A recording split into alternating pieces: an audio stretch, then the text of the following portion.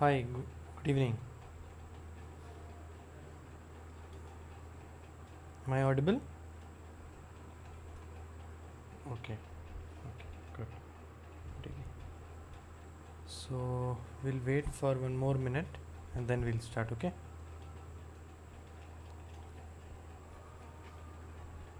My screen is visible?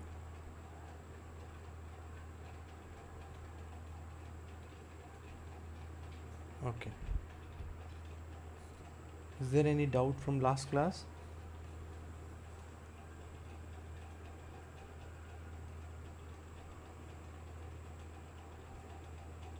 Oh, okay, okay. Okay, no issue, no issue. Okay. If you have, please ask, okay?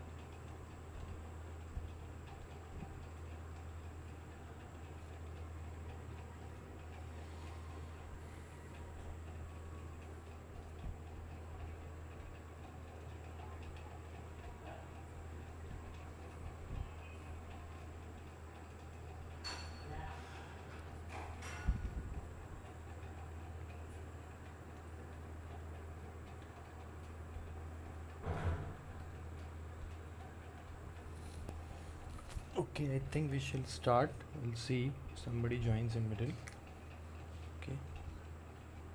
So welcome to the fourth doubt session for the NPTEL course of Mechanics and Material.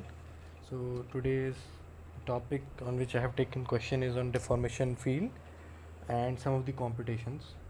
So today also we'll try to solve one problem, and I hope that it will help you to solve your assignment problem, because the assignment may have a similar problem or something like which use the similar concepts. Okay, so we have a problem, so let's first read the problem statement and then we will go to solving various parts. Okay, so it says that a body is in a form of a cube. So we are generalizing here the body as a cube, where the cube having these dimensions. Basically this means that all the points between -1 centimeter to 1 centimeter are lying inside the cube. Okay, so we have a cube of edge 1 centimeter with center at the in the center of the cube, the origin at the center of the cube, and it is in the reference configuration and it is subjected to some deformation field. So this is called deformation field. This field which is given here, this is the deformation field. Okay, so what I will do, I'll write it down first, so that is very important. So all the computations are based on that only. Deformation field. So what we have, if you look closely, we have small x is equals to capital X. If you remember, I think in the second class we did a similar kind of problem, but now the things which we are going to compute has been changed. Okay, so there we did something different. Here we'll do something different, basically related to strain. So okay, here we are going to measure strain or something like that, or change in angle, like these things. Okay, so small x is equals to capital X. I have already told you in the last class. I'll just for the sake of completeness, I'll write it here, that small quantities, okay, small quantities represents current configuration, or you can say deformed configuration. Deformed configuration means state of the body after deformation. So any quantity which has been represented by small or small cap letters, small a, small x, like that, it will represent that particular quantity in the deformed or current configuration. And we have large letter, I will say, quantity. There I will also write letter, okay, small letter, large letter. That is reference configuration, or you can say undeformed configuration. Okay, it will be undeformed. Okay, so we have here small x is equals to capital X, small y is equals to 1.1 times capital Y, and small z is equals to capital Z plus 0.1 time capital Y. Okay, so I'll just write it down here.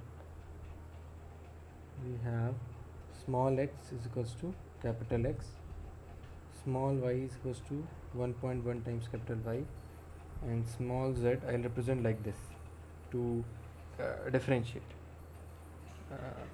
Capital Z plus 0.1 times capital Y. Okay. So what is the first of all meaning? You should be able to understand what is the meaning. It is like the field which has been enforced or imposed on a body. So we had here a cube. In this case we had a cube. Okay, body was in a form of a cube. So we are trying to enforce this deformation field on this cube whose original dimensions are this. Okay, so like if you I'll try to explain in analogous terms. So when we say we have a steel rod and we are going to apply a tensile load of 5 kilonewton. So 5 kilonewton is the field, but it is not a deformation field. There it is a load field. It is a load that is you are going to apply on that bar or on that linear member, which is your steel bar, and then after that it will deform. So the original state of that bar was the reference configuration, and when you apply a 5 kilonewton load, after that the state is the current configuration or deformed configuration. So here instead of applying a load field, we are applying a deformation field which will cause deformation. Now the same thing is written which I have already told you, that capital X, Y, Z points are like of the material points before deformation, and small x, y, z are the material points after deformation. Both the reference and current configuration described using the same coordinate system. So there is only one coordinate system involved, Ex, Ey, Ez. So we have to find some of the quantities. Okay, so if you are following the course lecture, so we have something called deformation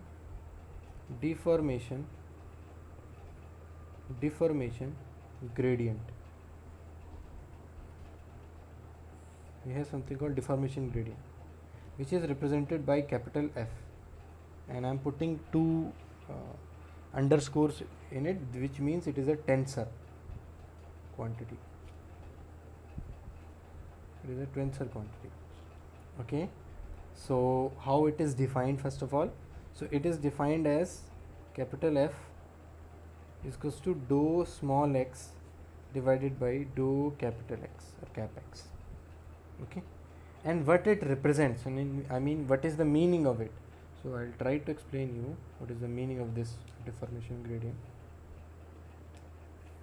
So suppose this is one box and this is another box. So suppose this is reference configuration, RC means reference configuration, and suppose this is current configuration, CC means current configuration. So suppose there is a, and this means undeformed. As I told you, this means undeformed, and this means deformed. Okay, so the box, the rectangular box is not the body. Okay, just mind it, or you think of in it like I am drawing a curve in it. Suppose there is a curve in it like this. This is the curve. Suppose what I took this rectangular body, and I using a pencil I draw this curve. I drew this curve using a pencil on this body before deformation. Then it was subjected to some load. So load was there. Load or deformation field, whatever you can say. Here I will say deformation field. Instead of load I will say deformation field. It will be better. So deformation field it was subjected to. Okay. So this was the curve which I drew in the undeformed configuration. What happened that this curved change in itself, something, it became like this, suppose, or something else I will say like this. It became like this due to the deformation, because the points which were there in this curve, here, here, here. They deform to some other points here, here, here, here, here, like that. So this curve here became this. So now I'll zoom in little bit so that you will be able to understand it. So what I will do now, I will do one thing. I'll take one point, and suppose this point I have taken. This is my point. And what I will draw, I'll draw a tangent here. This is the tangent. This is my tangent, and I will represent this tangent by vector called A vector, capital A. I am writing capital because it is reference. Now this point has been displaced to this point. Now this point now has been displaced to this. In the location of this point, which is by name of suppose P, has now been changed to this. That is P. I'll write in small p. Okay, this has been changed. So now I have to again draw a tangent at the same point in the current configuration. So I will draw the tangent. So the tangent will be something like this. Okay, it should pass through that point only. So this is the tangent, and of course it will be small a. Okay, so I had a curve kind of thing. In reference configuration that was subjected to some deformation field, and that curve came into some shape like this. Now I took a point in the reference configuration, I drew a tangent on that point. On the same point which got displaced to some current configuration, some point in current configuration, I drew another tangent. Okay, this is the other tangent. Now what is the relationship between these two tangents? Because these two tangents represent the same point in the deformed, undeformed and deformed. So that relationship is being given by deformation gradient. So basically what deformation gradient does, it relates these two quantities. How? The small a, I'll write here properly, the small a is related to capital A using this relation. Using this relation, the small a, that the tangent in the current configuration, is mapped using this relationship, with capital A is the tangent in the reference configuration. Okay, so that is the meaning of deformation field, that is the physical significance of deformation field, what it implies. And how to calculate, I gave you the formula. So we use this expression to calculate F, deformation field. Okay, and here x is a vector, it's not a single quantity, these two are a vector. So it will have three components, it will also have three components. Okay, so let's find out, and I'll expand also F. So how to write F properly, I'll expand here. So F is nothing but dou small x upon dou cap x, dou small x upon dou cap y, dou small x upon dou cap z, sorry, not small, cap z.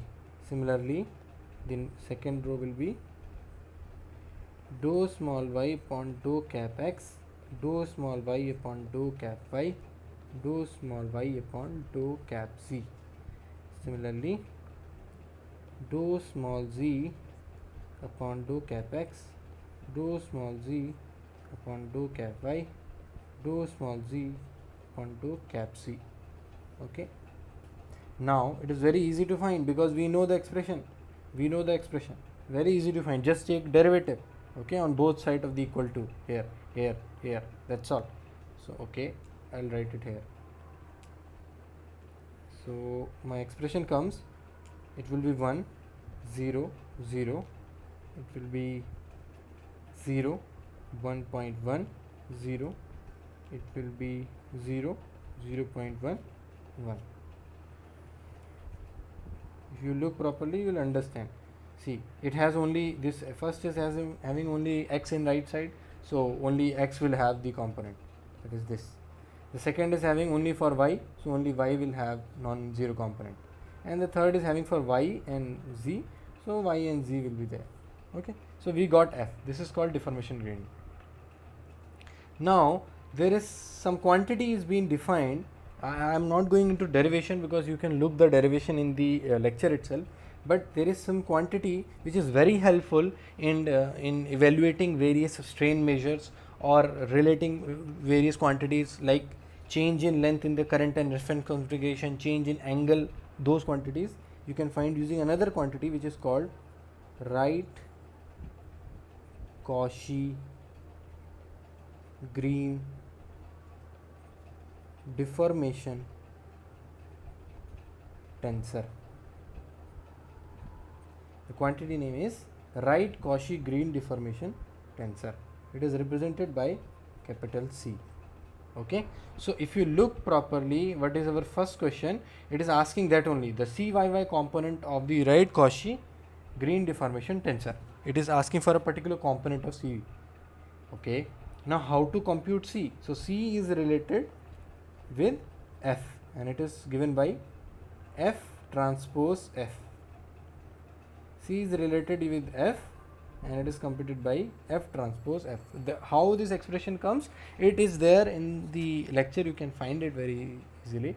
Why this expression come? It is just like we are using this quantity because this F transpose F will come in some of the derivation and it has a particular specific property. So that's why we are using this thing. That's how we are using it. Okay, now we know F, we have already find out F, so it is very easy to find C. So C will be what? C will be, what is F? F is 1, 0, 0, 0, 1.1, 0, 0, 0.1, 1, only 1, here only 1.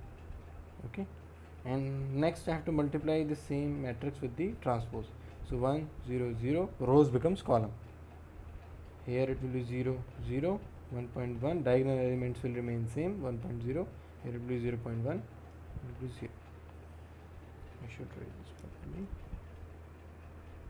0.1. Okay. Now you multiply it and you will get the expression for C. So let's multiply and get the expression for C. So this, you know how to do the multiplication of matrix, the row multiplied with the column like this. Okay, so this will come as 1, then the other quantity will come as 0, this will come as 0, then this will come as 0, then listen to this, yeah, so it will come as 1. Okay, there is, I did the multiplication other way, sorry, here it should be 0.1 because you have to do transpose first. So this should be this, oh sorry, this should be here and the other thing should be there. Okay, so it should be here instead of there, and this should be 0.1 here and 1 here. Okay, now it is correct. Transpose should be written first. So this into this, this into this, and this into this, it will be 0. Then this will be 1.1 whole square plus 0.1 whole square, and then the last term will be 0.1. Then this will be again 0.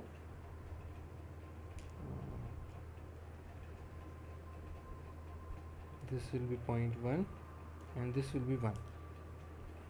So if we see it will be 1, 0, 0, 0. 1.1 is 1.21 and that is 0.01.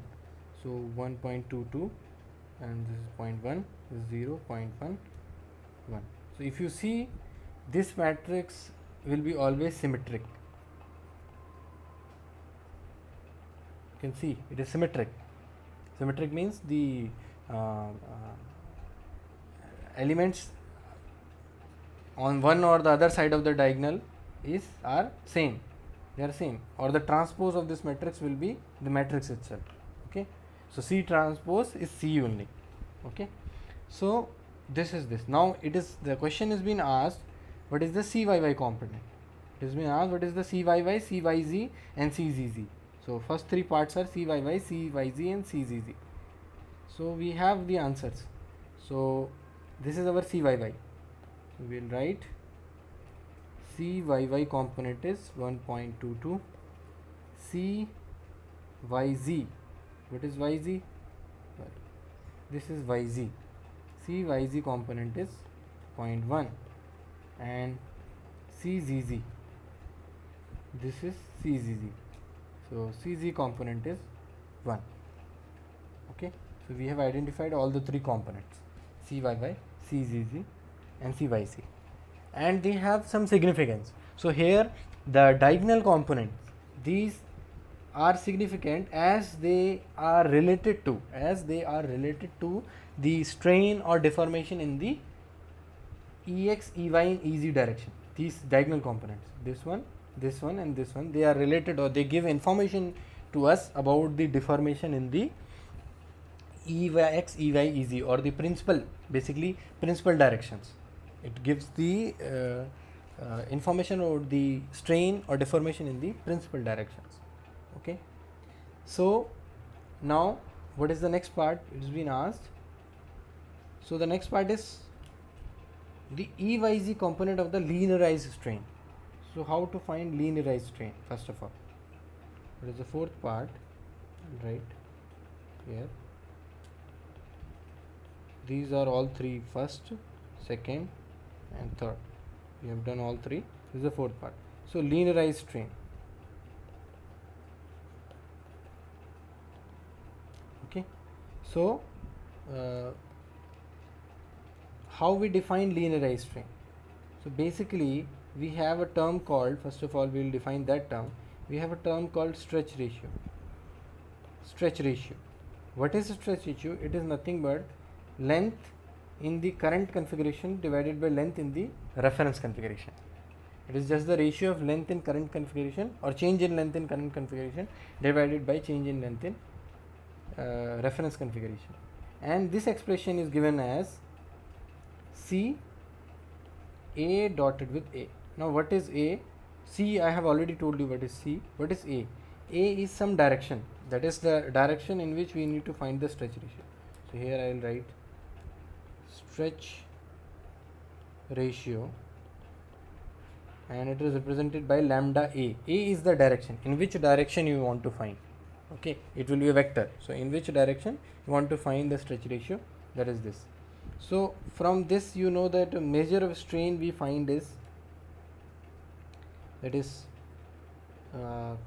epsilon Cauchy green, we find in A direction as half of C minus 1 identity. This is Cauchy green strain. We use this expression as the Cauchy green strain. So from this expression, I am not going into the derivation. The linearized strain is obtained. Linearized strain is obtained by assuming that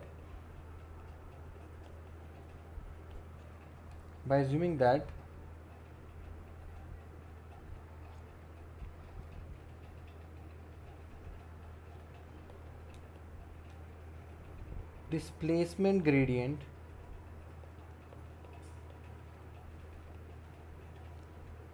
in the material, or in the material only, in the material form. I'll tell every term here, don't worry. H being satisfying, not being, H satisfying that trace of H transpose is less than 1. If H, which is some quantity, I'll define that, satisfies this principle, that trace is nothing but the sum of the diagonal element of a matrix. So trace of H transpose is less than 1, then we find the linearized strain. And how we find? We say epsilon L linearized strain as half of H plus H transpose. This is our formulae for the linearized strain. Okay, basically the formulae comes as, so this is our formulae for the linearized strain. Now what is H? So H is called Lagrangian displacement gradient. Okay, so H is called Lagrangian displacement gradient. How H is defined? So H is defined as dou u upon dou cap x. It is defined as dou u upon dou cap x. You remember that u is nothing but displacement vector. It is displacement vector, and cap x are coordinates in reference configuration.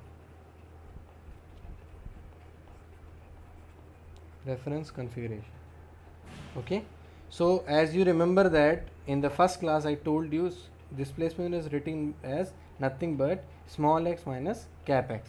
So if I substitute this thing here, so my H expression will become dou by dou cap x is small x minus cap x. So if I differentiate this, it will come dou small x upon dou cap x minus dou cap x upon dou cap x. So this will become what? Just now we saw that dou small x, this quantity dou small x upon dou cap x is what? Deformation gradient. We have just seen. That is the definition of deformation gradient. Here, deformation gradient. Okay. So we will substitute that thing here. So it will be f minus identity. This will become an identity. Means here identity means it is a identity tensor, that is 1 0 0 0 1 0 0 0 1. This is identity. Okay, so this is the formula for H. So if I know F, I can find H. If I know F, I can find H. So I already know F, so H will be what? This was 1, so 1 minus 1, I am subtracting the identity tensor. This was 0, it is also 0, it is 0 here, it is I think 1.1 minus 1, it is 0, 0.1 and 1 minus 1. So you will get what? 0 0 0 0.1 0 0.10. So this is H. Okay, now what we need to find? We need to find linearized strain. I have given you the formula for linearized strain, so let's find linearized strain using H, that is the Lagrangian displacement gradient. So epsilon L, that is linearized strain, and this is the strain measure which will be mostly used in the whole course. Linearized strain, everywhere we will use linearized strain. So half of, and I'll just sum these two, okay, with taking a transpose. So I have to sum this with the transpose of this matrix. Okay, so 0 0 0, first of all this element will remain 0, this element will remain 0, this element will remain 0. So I'll write here 0 0 0 0 0, nothing changes. Here 0.1 and 0.1 will be coming 2 times, so it will be 0.2. Then in the transpose it will go here and it will remain here, and this quantity will be also 0. So if we see that, it will be 0 0 0 0.1 0.05 0.05 0. So this is our linearized strain, the final expression. And what has been asked is that the epsilon yz and epsilon yy component of linearized strain tensor. So this is our linearized strain tensor. This is linearized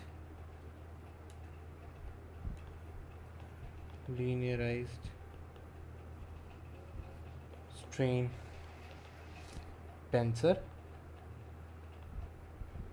So I have been asked epsilon yy, I think I'll check once which component has been asked.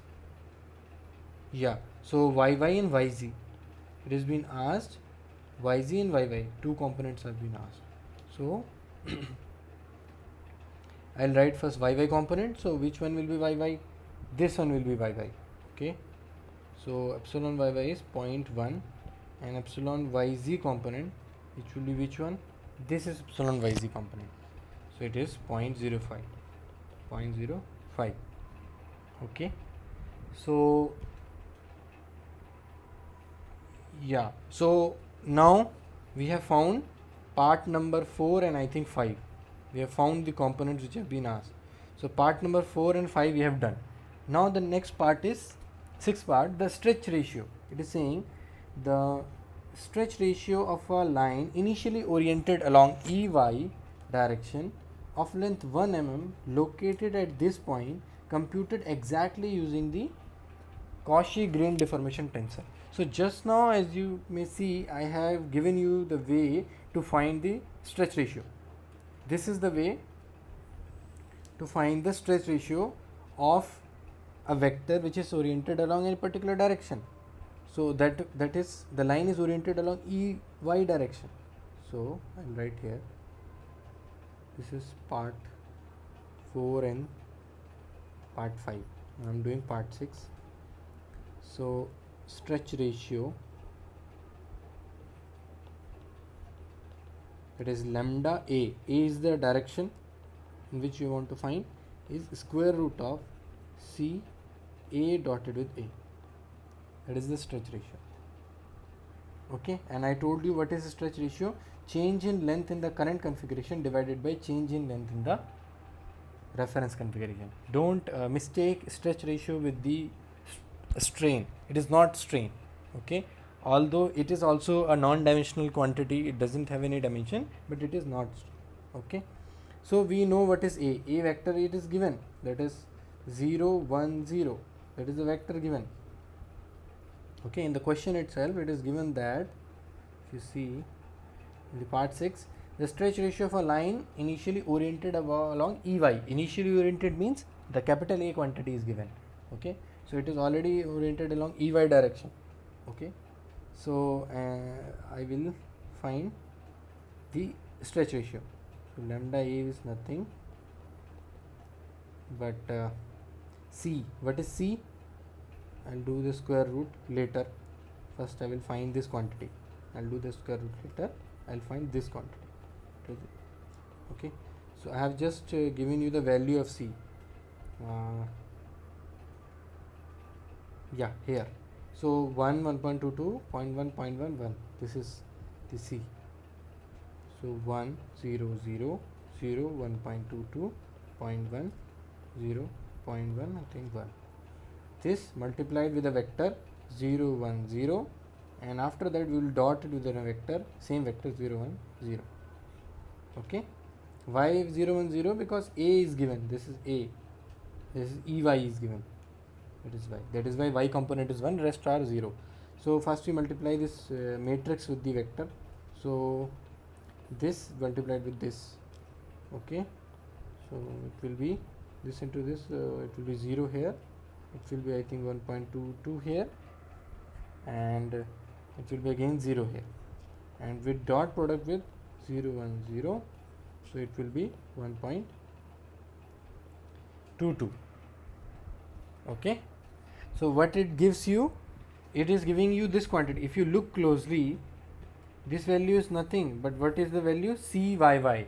It is CYY basis. So that means the and we need to find still the stretch ratio. So stretch ratio is nothing but lambda a, and which is square root of this quantity, which will be square root of 1.22. Okay, so what is the inference from this result?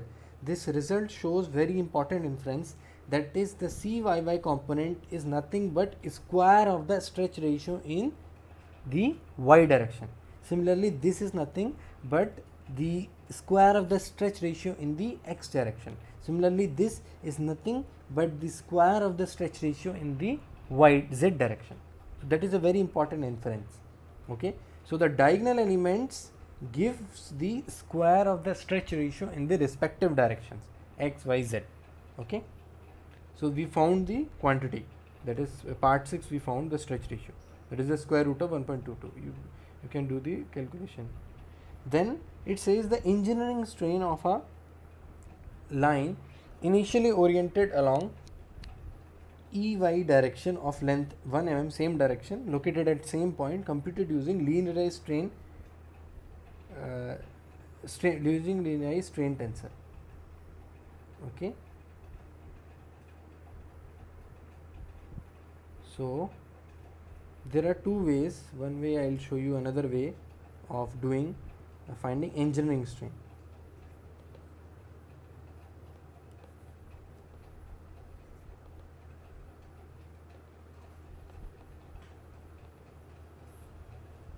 So basically engineering strain, I am writing engineering, is given as lambda, which is stretch ratio, minus 1. This is the definition of engineering strain. And what is the definition of true strain? You might have studied in solid mechanics true strain also. True strain. So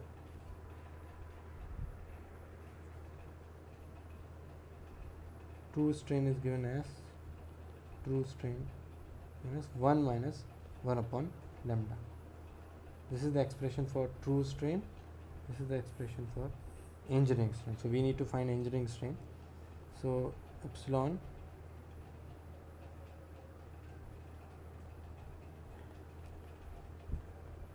engineering is lambda.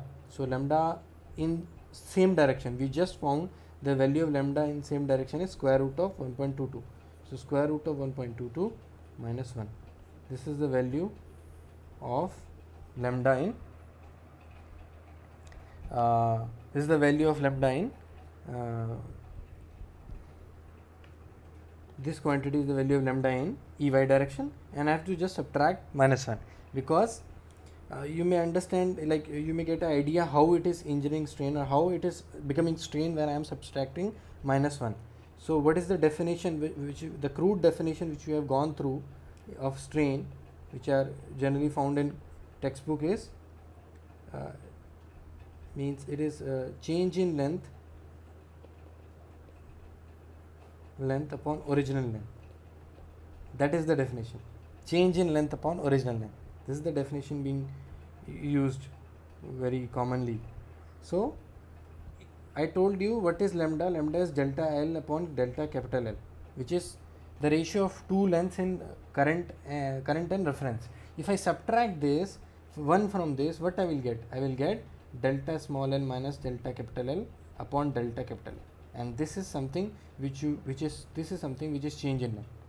Which is change in length. This is change in length of same line in the current and reference configuration and divided by the original length. So that is how we find this engineering strain. Okay, here. And you can relate it using this lambda epsilon L also. Okay, so next part will go to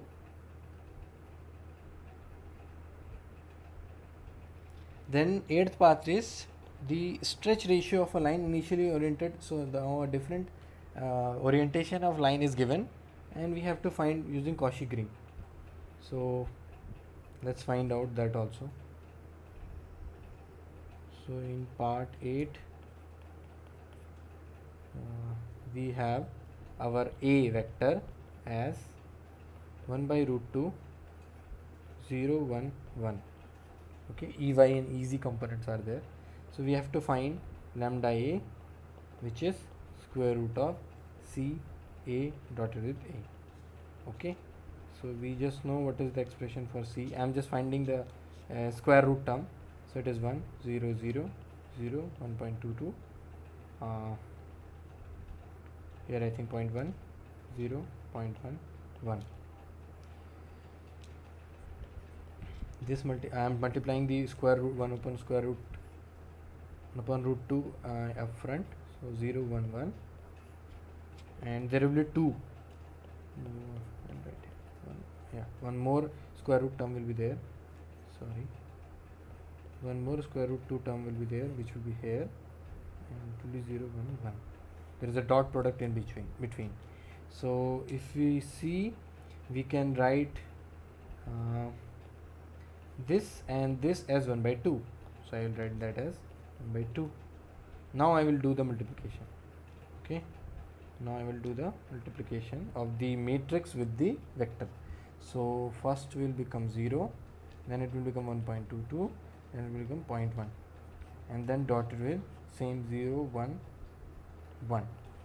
So it will become 1 by 2 1.22 plus 0.1. Okay, this is simple dot product.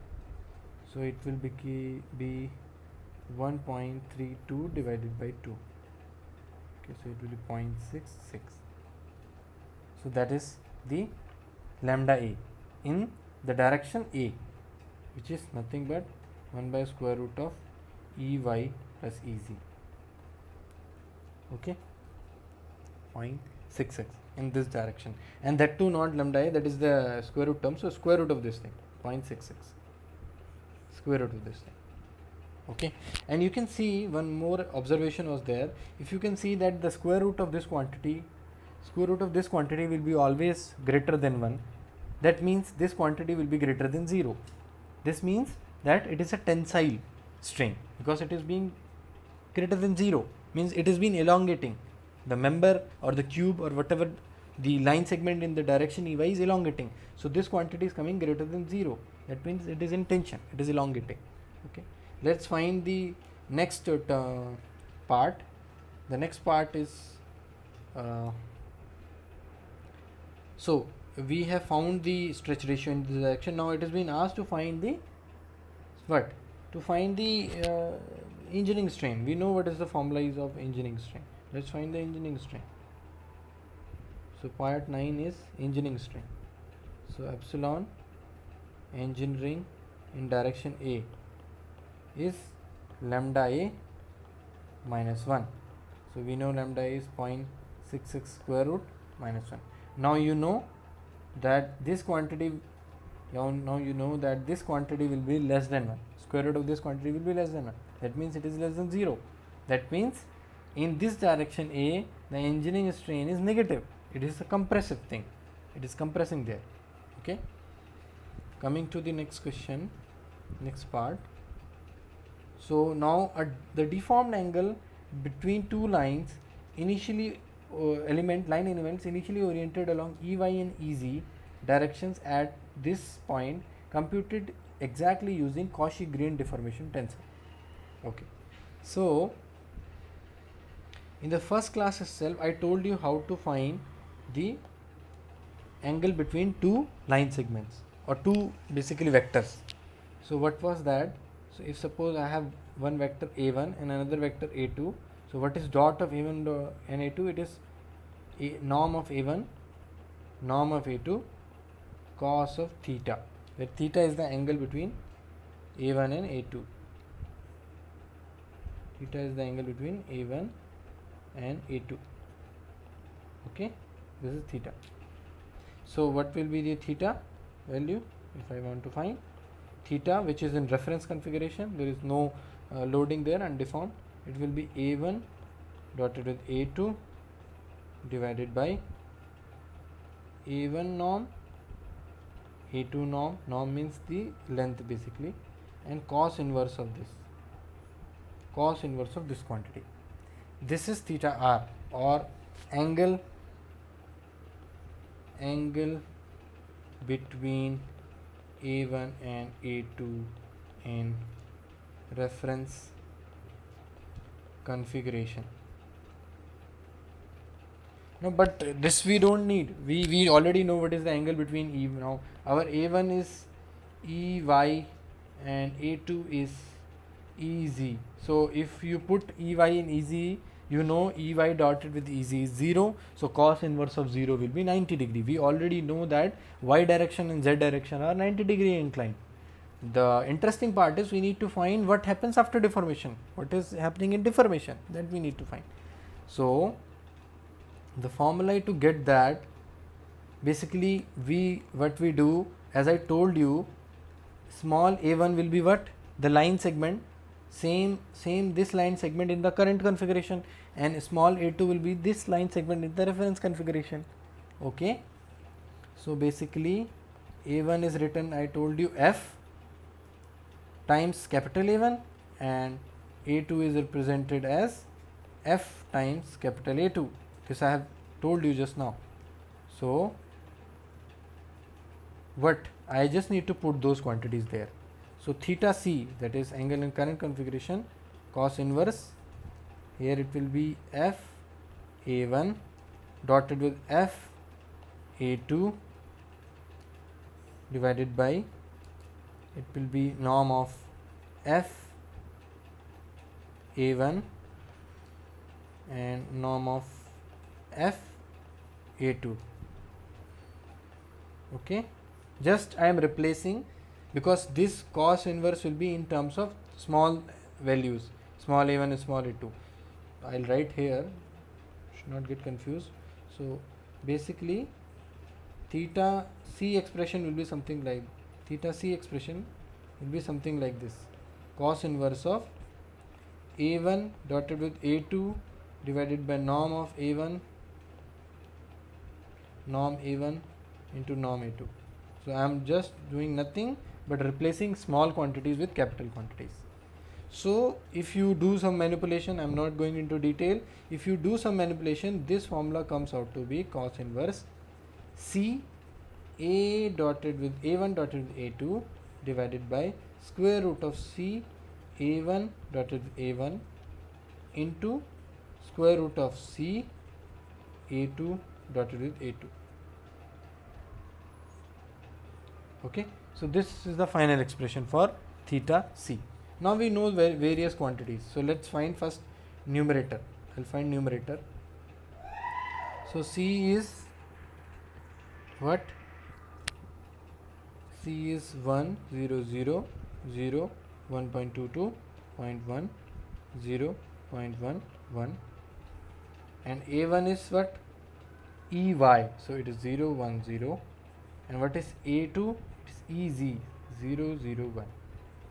So if you do that, you will find that, yeah, so if I multiply, I will get here 0, 1.22, 0.1, and if I dot it with 0, 0, 1, I will get 0.1. That is the numerator part. Now we will find denominator, denominator. So I will find one by one term. So C A1 dotted with A1. So I think we have found, no, yeah, we have found just above what is C A1 A2 for EY direction. We have just found, or I will write it here again, don't worry.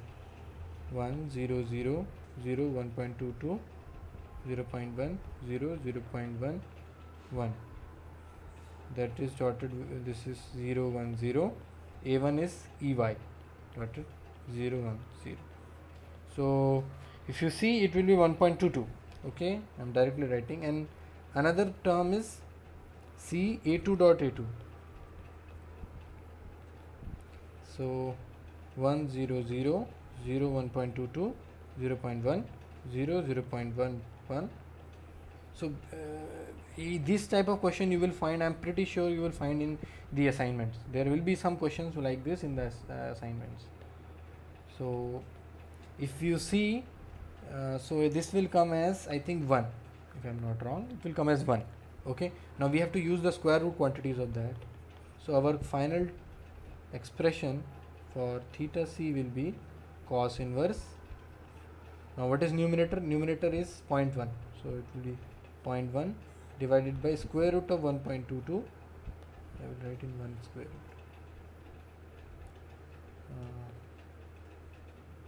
Yeah, so I will write 1 square root, sorry, 1.22 into 1. Basically it will be cos inverse 0.1 divided by square root of 1.22. So this is your deformed angle. Okay, this theta c is your deformed angle. Okay, now the next part asks a very interesting quantity. And what is that? So it asks that the change in angle. So we have done 10th. So on 11th, 10th we have done. So the change in angle between two lines initially oriented around EY and EZ. So it is now asking change in angle. So what is change in angle? Change in angle will be theta C minus theta R. That will be change in angle. Okay. First of all, we have found what is the angle between same two lines which were there in the EY, which were there in the current and reference configuration. Okay. Now we have to find in the 11th part change in angle. Change in angle. So change in angle will be theta C minus theta R. So you know the expression of theta C, cos inverse of 0.1 divided by square root of 1.22, and theta R is 90 degree. Already we know that is between the two coordinate axes EY and EZ. So this is the answer for the change in angle. That's how we find the change in angle. Now coming to the next part.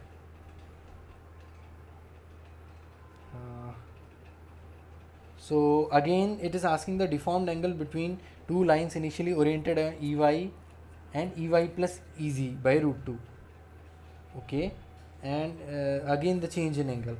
So let's hope I'll finish this off. I'm thinking to finish this off. So in the 12th part we have A1 as I'll write directly, that is EY, which is 0 1 0, this is the vector, and A2 vector as 1 by root 2 1 divided by root 2 EY plus EZ, which is also 1 by root 2 0 1 1. Okay, so theta, now we have to, now these two are not the coordinate axis. Okay, only this one is the coordinate axis which we know, but this is a something different direction. So we don't know what is the angle between these two initially. I am saying we don't know, so we have to find. That means we have to find first of all theta R. So theta R is nothing but cos inverse of, I told, A1 dotted with A1 divided by A2 divided by norm of A1 into norm of A2. Okay, and you know, as these all are like unit vectors, so the norm of the unit vectors will be 1. So basically it is nothing but cos inverse of A1 dotted with A2. So if you dot it, it will be, I think, 1 by root 2. Okay, it will be 1 by root 2. If you dot the two quantities, it will be 1 by root 2. That means this value is I think 45 degrees. 1 by root 2 is 45 degrees. Okay, cos 45 is 1 by root 2. So this is 45 degrees, this angle. Now theta C you need to find, which you already know, again the formulation, that is C A1 dotted with A2 divided by square root of C A1 dotted with A1 and multiplied with C A2 dotted with A2. Now you have to find each of these quantities, numerator, denominator separately. Don't forget to square root the denominator quantities. Actually what we do, we find this and directly put it. No, you have to do a square root here also, and then we have to divide and find the cos inverse. So you will find you will be able to find the theta C, and the next part will be where you need to find the change in angle. So what will be changing angle? I am not doing the calculation. You can very easily do. I have just shown you in the previous part. So theta C will be theta R, theta C minus theta R. That is change in angle. That is theta C minus 45 degrees. Okay, that's how you can find, and you will get this angle theta C in the degrees itself. Okay. Now I'll try to do the other things which are important. So we have done till 13th, the last part also we have done. Now 14th and 15th. So what is 14th? Can the given deformation be classified as small deformation? So I told you what is small deformation. So I just here told you that if the trace of H transpose is less than 1, it is less than 1, we can call it as a small deformation. Okay, basically we can call it as small deformation if it is far less than 1. Okay, so what we found, H, this is H, this is H. Now if I multiply this H with the transpose of itself, what will be the value? I'll do that in the last. So I'll write here h and I'll multiply. So this is 14th. Our h was, by the way, the name of h is Lagrangian displacement gradient. Okay, so it is 0, 0, 0, 0, 0.10, 0, 0.10. This is h, and I have to do a transpose of this to and multiply the two. So next will be the transpose of this quantity, 0, 0, 0, 0, 0, 0.1, 0.1, 0, 0. Okay, now let's multiply. So this into this, so first will be 0, this into this, then this will be 0, and I think this will be 0, then this will be 0, this will be 0.01, then this will be 0.01, 0 here, 0.01, and this will be also 0.0. So this, now what this is, wait, this should, I should write, this is h transpose, not h only, it is h transpose. I have multiplied already. Okay, so now I asked you to find trace of h transpose. What is trace? Trace is sum of the diagonal entries. There are 3 diagonal elements, sum of the diagonal entries. 0 plus 0.01 plus 0.01, that is 0.02, and which is far less than 1. 0.02 is less than 1. So yes, the given deformation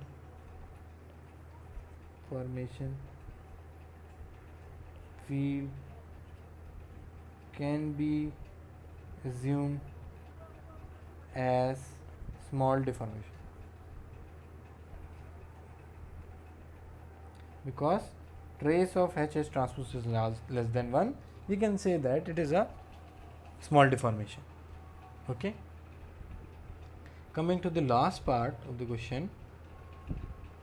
So we have, what is the last part? The deformed shape of the circle defined by x is equals to 0 and capital X, mind it, capital X is equals to 0, y square plus z square is equals to 0.01 would be which of the following? So I'll first visualize what they are trying to say, so that it should be understandable. So this is, sorry, this is part 15th, I think 15th.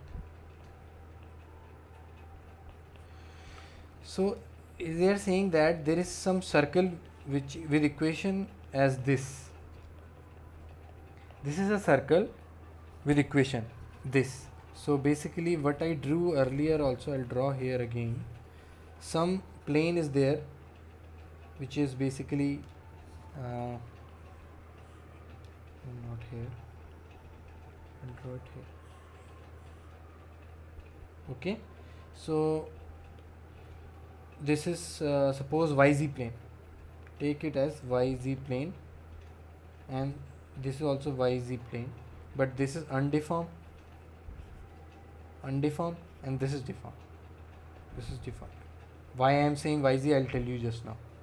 Because our equation of circle is in which axis? Y and Z. So equation is in Y and Z. Obviously the circle will be we can see in Y and Z only. So I am saying this is a YZ plane, some YZ plane. Okay.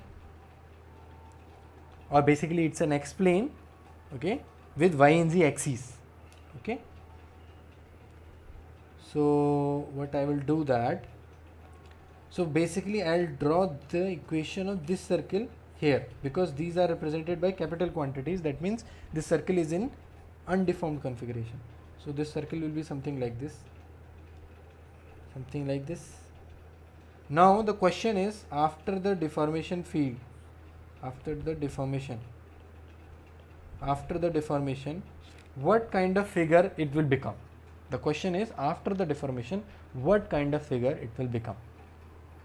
That is been asked. So to find out what we need to do, to find out that we need to replace the capital quantities or caps quantities, I will write caps quantities, sorry, caps quantities with small quantities.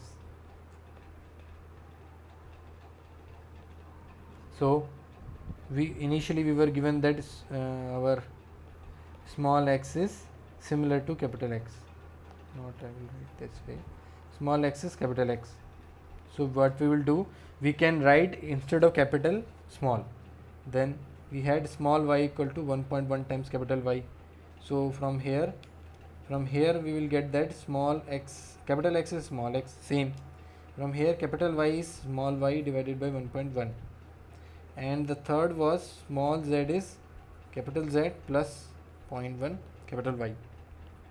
Now, so capital Z will be what? Small z minus 0.1, and what is the value of this capital Y? From here. So into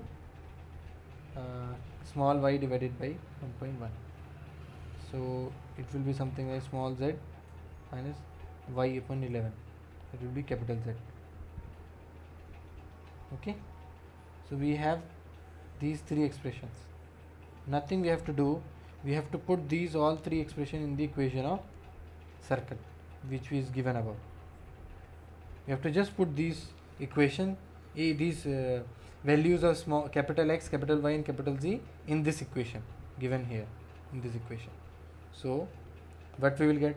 We will get small x as 0. So it will be a plane, x plane there. Okay. Here in the reference configuration it was a capital X plane. It was also x plane. There also it will be x plane. Other quantities is, that is y square. So y is here also y. So y by 1.1 whole square plus what is z? Z is small z minus y by 11 whole square is equals to 0.01. So if you expand it, you will get some xy term also. So basically you will get y by 1.1 whole square plus, and one more y by from here also, not like that, maybe something different term. So it will be y by 1.1 whole square plus y by 11 whole square plus z whole square minus 2yz by 11 minus 0.01 is equals to 0. So this is the final equation. Now there are various checks to find that which conic section is this. There are various ways to find which conic section it is. So obviously it is not going to be circle. So this is not an equation of circle. Okay, this is not an equation of circle. So what options we had?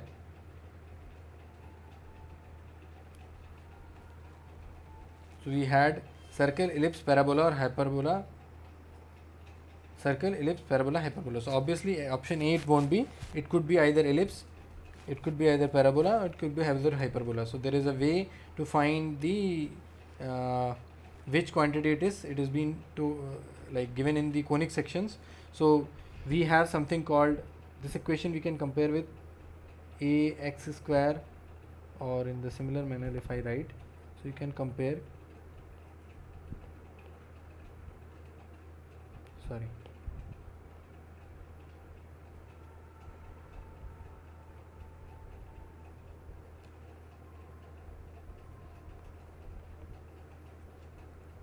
something ay square plus bz square plus 2cy plus 2dz plus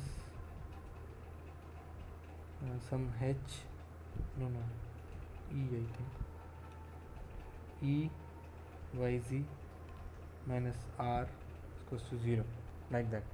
So we don't have I think C and D, we have A, B and E and R. So using these quantities, there is some relationship between E square and A and B, AB, product of AB. So something like E square greater than AB will be something like hyperbola or parabola. Okay, hyperbola or parabola. Basically, we have this E is 0. When E is 0, you can say that when C, D and E all are 0, then and one more term, all are 0 and A is not equal to B, it is ellipse. So we have ruled out ellipse also. So it is not ellipse, because in case of ellipse, C, D and E will be 0 and A and B will be not equal. Because if A and B are equal, then it is a circle. Okay, so A and B are not equal, that is an ellipse. So it will be either, this will be either parabola or hyperbola.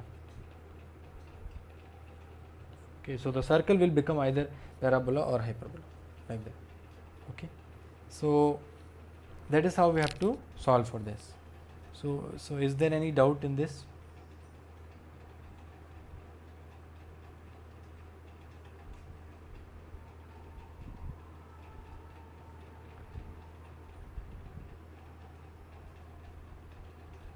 Last question means last part. Oh, okay. So yeah. So if you, I'll you got the last sessions this handout which I am writing. You got the PDF of those.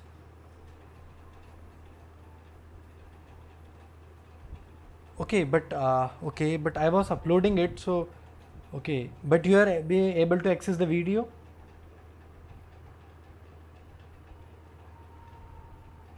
Okay, you are watching them. That's good then. Okay, so okay, so if you have any doubt, let me know in the next class. Okay. Basically, you have to in the last part here, you have to find which conic section is this. Okay, so in any standard maths book, basically 12th book you can find, because generally the conic section equation is given in this form, where A, B, C, D, E are all are constant quantities. They are constant quantities. So between there is a relationship between these two, okay, and C, D, E and R. So some relationships are there based on which we can say whether it is a ellipse or circle or parabola or hyperbola. Okay, so from that you can compare and find. But I have ruled out two. That is, neither it is going to be ellipse. So I'll write it here. This is not circle. That is pakka sure. And not ellipse, because we have squared here, so we have yz term. So I don't get whether it will be a yz term will be there in ellipse. I don't think there will be a yz term in ellipse. So it is not going to be that. Either it will be parabola or it will become a hyperbola. So mostly I am betting on parabola. So circle means transforming it a parabola. Okay, so yeah, so any other doubt, any question? Okay, so I think we'll close for today's session. Okay, thank you.